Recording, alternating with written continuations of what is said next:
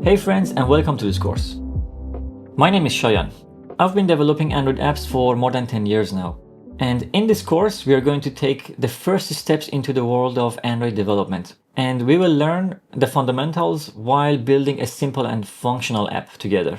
So, in case you're wondering, what is even an Android app? It's basically a software application designed to run on any device that is powered by Android operating system. So we are talking about smartphones, tablets, smartwatches and smart TVs that are powered by Android OS. And how do these apps even work? So at its core, an Android app is made of three key parts. First, user interface or UI. This is what you can see and interact with on the screen. Think of buttons, texts, images, and basically whatever that is visible to the user. Next, logic. This is the brain of the app. It decides what happens next when you, for example, press on a button or enter any information. And then we have data. Most apps these days store and fetch data, either on their own offline database or on a server. Think of, for example, saving a note in a note-taking app. You can think of this as baking a cake. So the ingredients of the cake would be your code and resources. And the kitchen will be Android Studio. And the delivery driver will be Google Play Store, where you can download the apps. The plate will be any Android device that we talked about. And then the cake will be the final app that the user can use. And of course, you will be the chef. Now that we know the kind of big picture of Android ecosystem and what an Android app is, let me tell you the overview of what we will be doing in this course.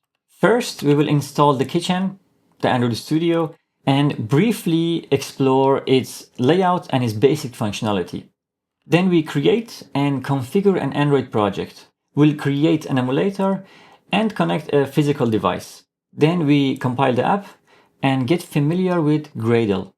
After that, we dive into the core components that make an Android app. Then we'll start building the actual app. We first implement a simple layout using Jetpack Compose, and then create a theme that helps us manage the colors and the styles. We'll tackle networking to connect our app with a backend server. And then we introduce the MVVM architecture so that we can organize our code base. We keep our app responsive by using something called Kotlin coroutines. And at the end, we'll make the screen listen to the data and update itself. And we also fix some bugs and some edge cases. So then we end up with this app. It's a very basic app. It has only one screen, and it looks like a typical e-commerce screen, which is showing information of a product.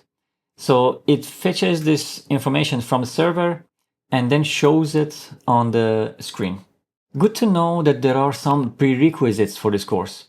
So you do need to be familiar with the concepts of object-oriented programming and also have at least some coding experience. And the bonus prerequisite is familiarity with JVM-based languages. So, for example, Java, Kotlin, Scala, but it's not necessary.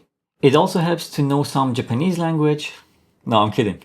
So with that being said, by the end of this course, you will have built a simple Android app and picked up the basics of Android app development so that you can start creating your own apps. So let's get started.